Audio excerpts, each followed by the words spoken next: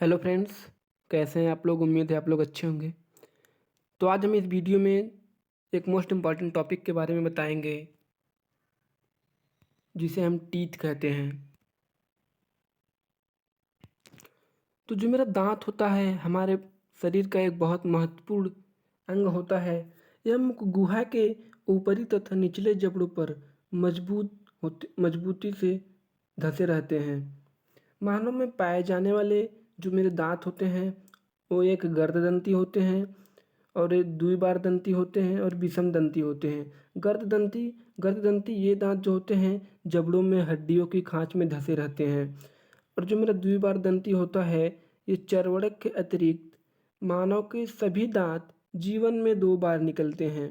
प्रथम बार निकले दांतों को दुधिया दांत कहते हैं। कुछ समय पश्चात ये जो मेरे दांत होते हैं उसमें पल्प जो होता है वो समाप्त हो जाता है, जिसके कारण ये अस्थिभंजक कोशिकाएं जो अनेक ऑस्टियोब्लास्ट सेल होती हैं इसके द्वारा नष्ट हो जाता है। ये जो दांत होते हैं ये गिरने लगते हैं, टूटने लगते हैं और ये दांत फिर से दोबारा निकलते हैं। और तीसरा मेरा होता है हेट्रोडोंट, जिसे हम विषम दंती कहते हैं। मानव की एक जबड़े में 4 प्रकार के दांत पाए जाते हैं, जैसे मेरा जो कृंतक होता है, रदनक होता है, अग्र चर्वणक होता है, चर्वणक होता है। ये जो मेरे दांत पाए जाते हैं ये हमारे विषम दंती होते हैं। अब हम यहाँ पे बात करते हैं कि जो मेरी दांत होती है दांतों का स्ट्रक्चर कैसा होता है। तो दांतों की जो संरचना मेरी होती है वो आंतरिक संरचना में दांत 3 भागों में विभाजित होते हैं। जो सबसे फर्स्ट भाग होता है उसे हम शिखर कहते हैं। और ये जो मेरा शिखर होता है मसूड़ों से निकला बाहर का जो भाग होता है वो दांत का शिखर कहलाता है। यानी कि ये जो टीथ दिख रहा है इस टीथ में जो मसूड़े होते हैं, ये जो मेरे मसूड़े के जो ये ऊपर वाले ये जो भाग निकले हैं इसे हम शिखर कहते हैं।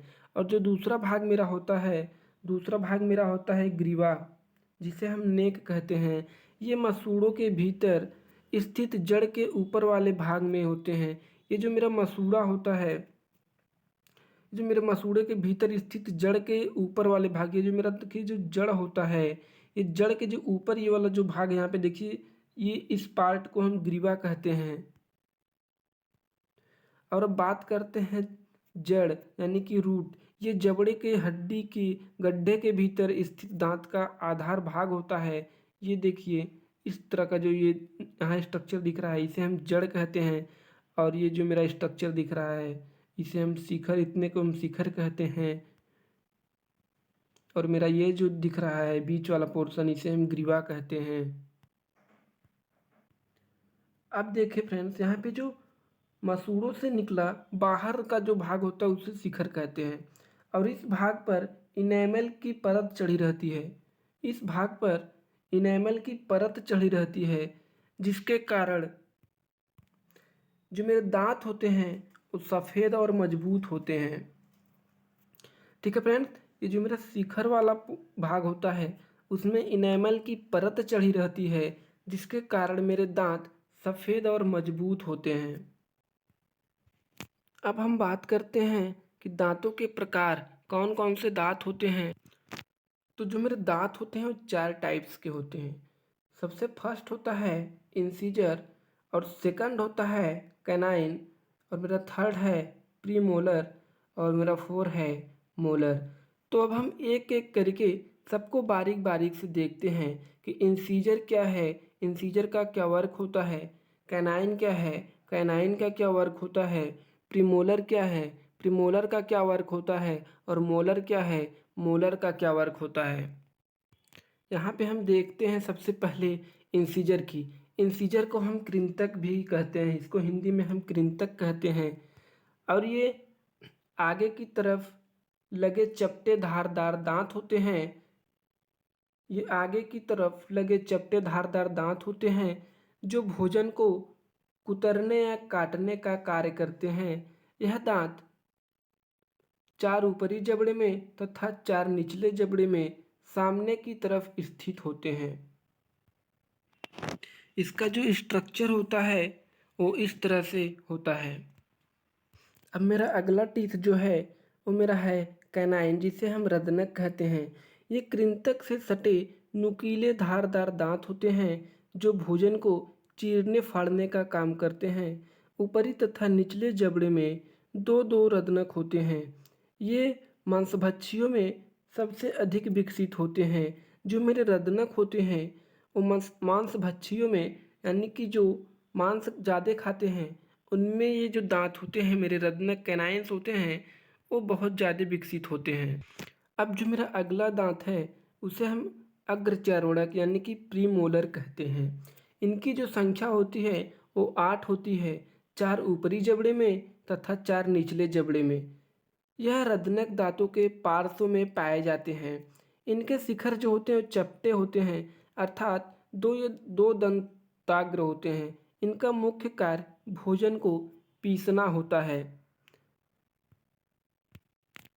अब जो मेरा अब अगला टीथ है उसे हम मोलर कहते हैं। ये निचले जबड़े में 6 तथा ऊपरी जबड़े में 6 होते हैं और ये इनका काम होता है भोजन को पीसना।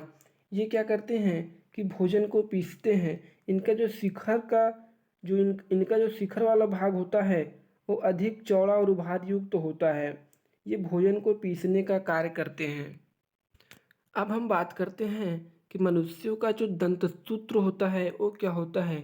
अगर हम वयस्क मनुष्य की बात करें तो वयस्क मनुष्य का जो दंतसूत्र होता है ये 21-23 ICP-MM 21-23 इजकल टू, यहाँ पे देखेंगे इसको जब काउंट करेंगे तो 2 1 3 3 थ्रू 5 5 प्लस 3 8, तो यहाँ पे 8 2 1 3 3 प्लस 2 5 5 प्लस 3 8, यानी कि 8/8 इजकल टू 8 8 16 इजकल टू 2 गुणे 32, यानी कि टोटल जो टीथ होते हैं, टोटल जो दांत होते हैं वो 32 होते हैं। अगर हम बच्चों के दंतसूत्र की बात करें तो ऊपरी जबड़े के आधे भाग में क्या होते हैं 21 0 2 1 0 2 5, यानी कि जो मेरे 5 होते हैं ये ऊपरी जबड़े में क्या होते हैं, ऊपरी जबड़े में मेरे 5 होते हैं, निचले जबड़े में 5 होते हैं। टोटल 10 होते हैं और इसके गुणे हम अगर 2 करेंगे तो मेरा इजकल टू 20 आ जाएगा।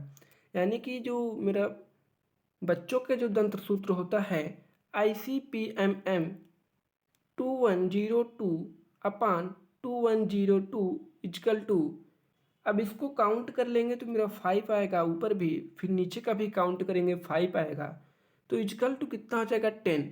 तो 10 इंटू 2 कर देंगे तो मेरा आ जाएगा 20, यानी कि जो मेरे बच्चों का जो दांत होता है वो 20 होता है।